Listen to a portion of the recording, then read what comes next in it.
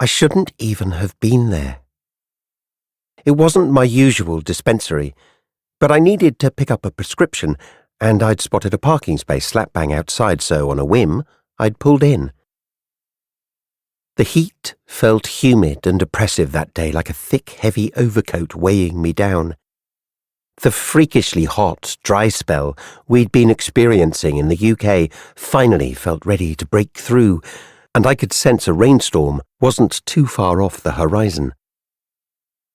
I'd been standing in the pharmacy queue for around 10 minutes, though it felt like longer, when a rush of warm air hit me as the automatic doors opened, and a young woman with a pushchair walked through them.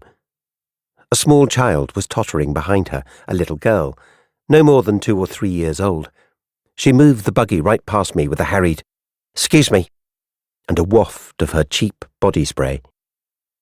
"Stay close, Dolly," she instructed the child. "Don't go running off now. Do you hear me?" Dolly. I felt myself stiffen at the name, flicked my hair from my face. It was beginning to stick to my skin. The little girl was carrying a doll. Dolly was carrying a dolly. Upside down in one hand, the toy's nasty acrylic yellow hair dragging along the floor as she stomped behind her mother in a pair of purple glittery Wellington boots and a bright pink tulle ballerina skirt. I briefly turned my attention back to the pharmacy queue, resisting the urge to exhale loudly. The heat was making me irritable, and the sensor-operated doors that kept opening and closing next to me, affording me a blast of artificial heat on top of it, really weren't helping. The woman in front of me in the queue tutted loudly before looking round at me and rolling her eyes. I raised my eyebrows sympathetically before turning my attention back to Dolly and her mum, who was now inspecting products at the makeup counter, testing coloured lip glosses and eyeshadows on the back of her hand.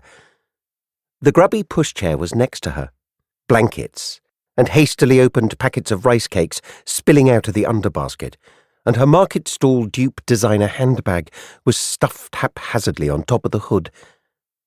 I felt a flicker of envy in that moment. I wanted to be a mother too, but I also felt something else, a sudden sense of unease which manifested as an unpleasant prickle on my skin, though I couldn't say why exactly. The store's security guard, a short, stocky man with no neck, who carried himself with an air of authority, began slowly patrolling the aisle.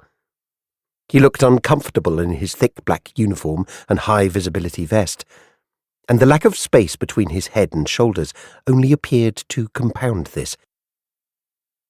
The young woman was leaning over the pushchair when her phone rang. I continued to watch her, wondering what it was about her that had ignited my interest and unsettled me at the same time. I couldn't put my finger on it, but it was definitely something. The move was lightning fast and seamless, to the untrained eye at least, as she slid the lip gloss into her pocket while simultaneously retrieving her phone from it. My eyes immediately began searching for the security guard. Instinctively, I felt compelled to warn her that he was close by. The queue finally began to move then, and so I duly shuffled forward, but not too much. Excuse me, madam." She swung round sharply, startled. "Can I ask you to step aside for a moment?" I was holding my breath as I watched them, had to remind myself to breathe. She cancelled the call I suspected she was pretending to take and looked at him blankly. "Can I help you?" Security Sid visibly braced himself like a soldier about to go into battle. "If you could come with me to the office, madam." Dolly was still playing a little way behind them.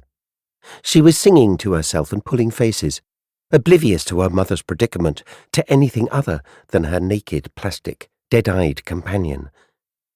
"Why? What for?" I imagined she'd been hit by a rush of cortisol at this point, and that her breathing had rapidly increased, sensations I was regrettably all too familiar with. I started to feel her unease by proxy.